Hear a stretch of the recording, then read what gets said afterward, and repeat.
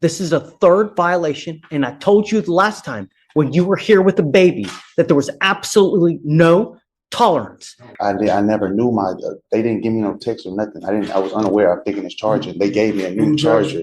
It's the clearly, first time. Just please stop talking. Let me talk. Words mean absolutely nothing. I don't give a rat's ass about words. Zero tolerance. We ordered him to have a GPS monitor. We admonished you last time. And now we have a This man dipped off the radar like he was starring in his own low-budget crime documentary. Tether off, baby mama harassed, and not a single brain cell clocking in for duty. Now he's casually strolling into Courtroom like it's open mic night, and he brought jokes. Yeah, the judge, not laughing. You can practically feel the probation office sigh in the background as the judge starts lining up a verbal smackdown. Slow, precise, and absolutely inevitable. This isn't chaos. This is consequences loading.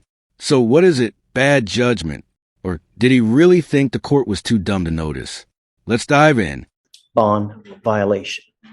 What was the nature of this violation, please? So it's that we lost cell on it, so either it wasn't charged properly or something of the nature. It's just. So he had a dead battery. Yes. And how long?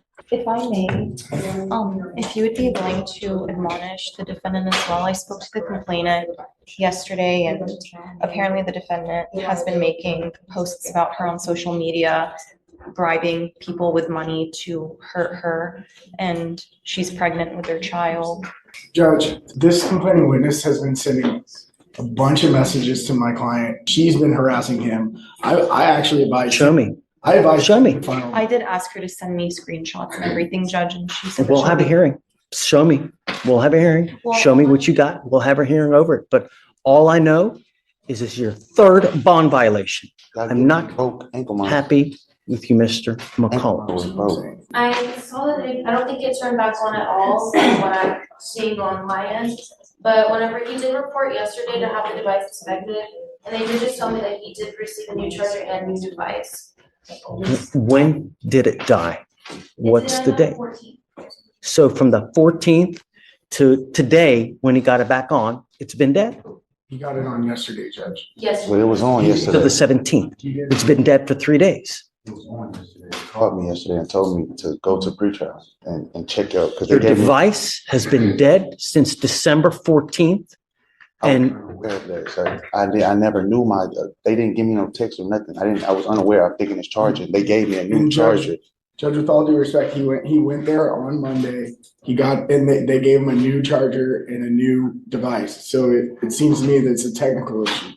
So, Judge, you're supposed to charge it on a daily basis. Am I Even in the pretrial, they charged it and they seen that it was charging, but it was still something messed up with the charger. So they gave me a whole new thing again.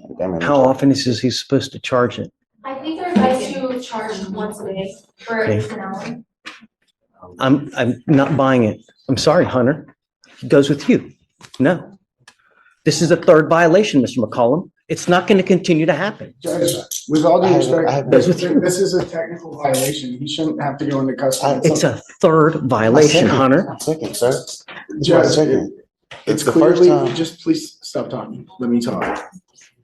Judge, it's clearly that there was an equipment issue. Otherwise, they wouldn't have replaced the equipment.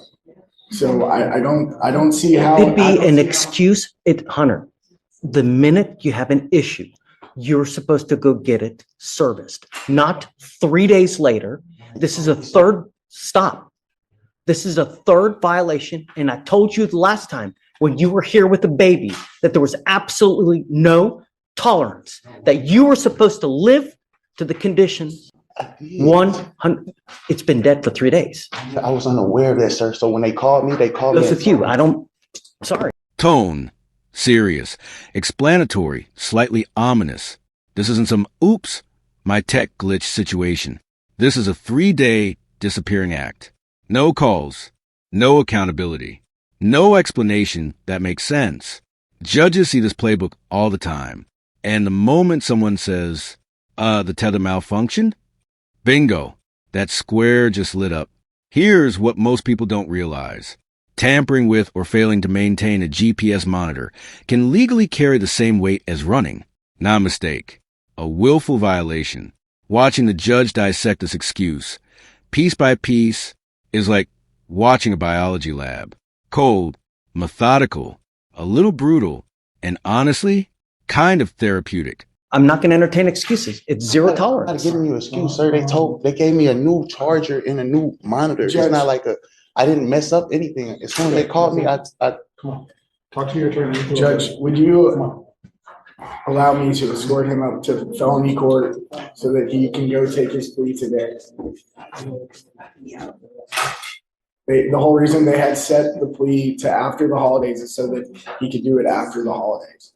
And I believe part of this deal would see this case go away, and he's gonna be on probation for 2 years upstairs. So I really don't see the benefit to I society. mean, if you want to go see if that's something that you guys can work upstairs, I can ask if they'll escort him upstairs.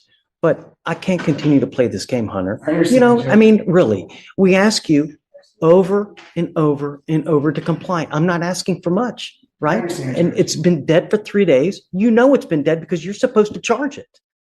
So you're supposed to charge it on a daily basis. So for you to come here and tell me I didn't know, it's disingenuous. It's just not true.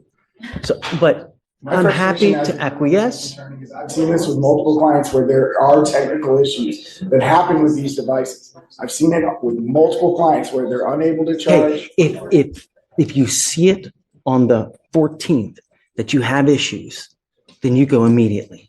You don't wait 3 to 4 days later, especially when you've had violation after violation after violation.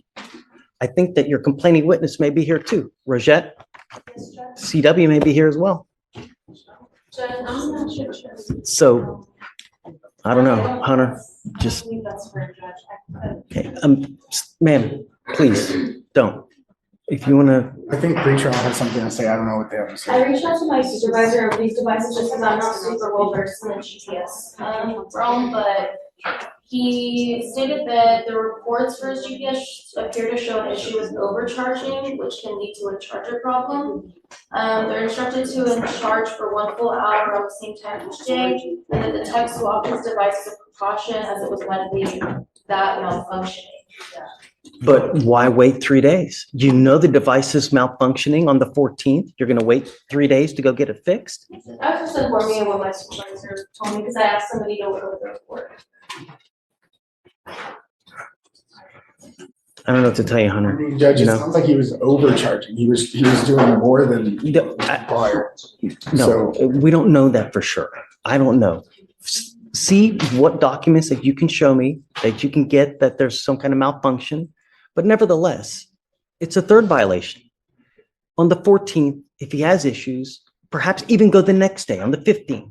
But you wait 3 days. And the only reason he did it is because I hauled him into court and I told him to be here on the 18th.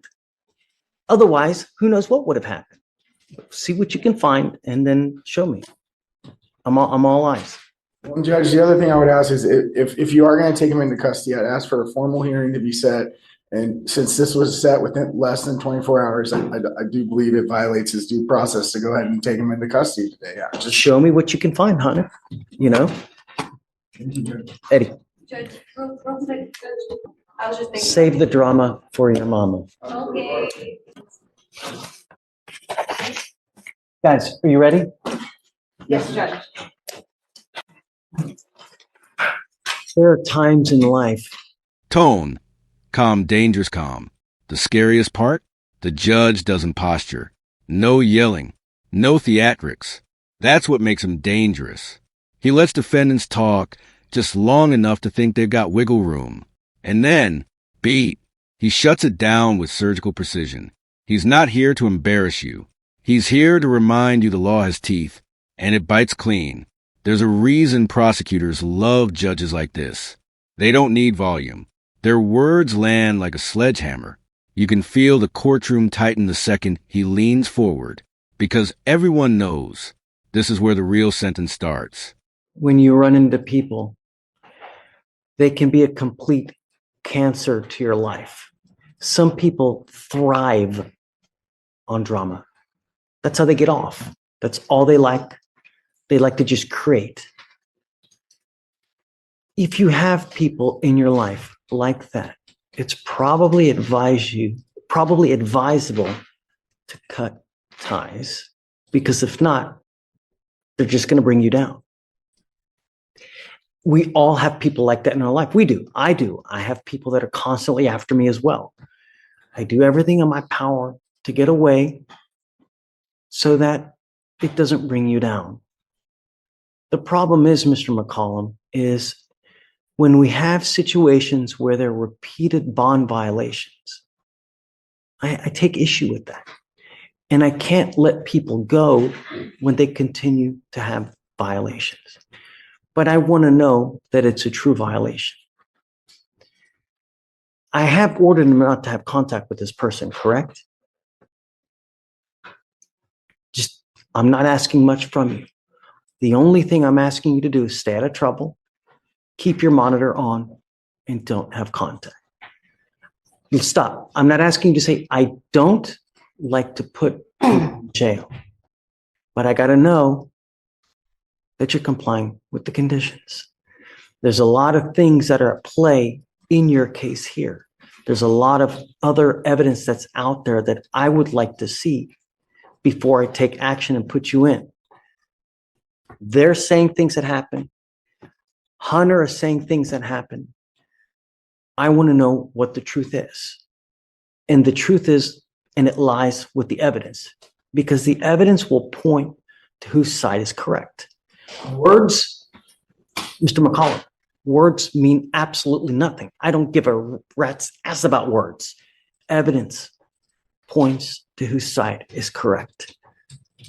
I am going to give you some time, not a lot, but I'm giving you to Friday to figure out what's going on, because I want to know. Most importantly, is it the machine that's messing up? Are you truly charging it? Number one. Number two, they're saying that there's been contact. I hope not. I want to know. I want to see it. Show me what you have. Likewise, show me what you have too. I'm all ears. I'm giving you the benefit of the doubt right now. If I wasn't, I would lock your butt up right now. But I'm giving you the opportunity now to show me what evidence is out there. Show me what you're doing. I want to know, are you charging this device as it should be? There are records of this. You know what the expectation is. I'm giving you time, Mr. McCollum, and I'm giving you the opportunity. I want to see it. Likewise, I want to see in what validation they have as well. That's it. We will reconvene here Friday because I want to know what Hunter has. I want to know what they have. Is that enough time? Yes, Judge. Friday's fine. Do you have any questions? You know what? It's better not that you don't. If you have any questions, talk.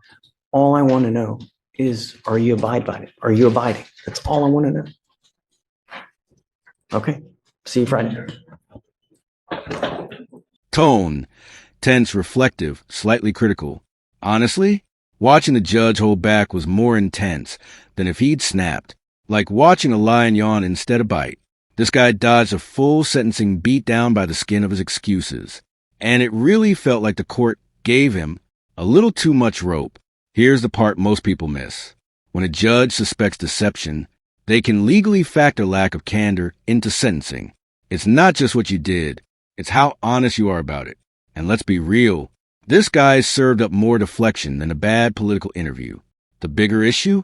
Every time someone games the system and gets leniency, it chips away at the trust that holds the entire courtroom together. So what do you think? Should second chances really be this easy to earn? Or are we just lowering the bar? If you like watching the legal system walk that tightrope between mercy and accountability, hit like, subscribe, and I'll see you in the next one.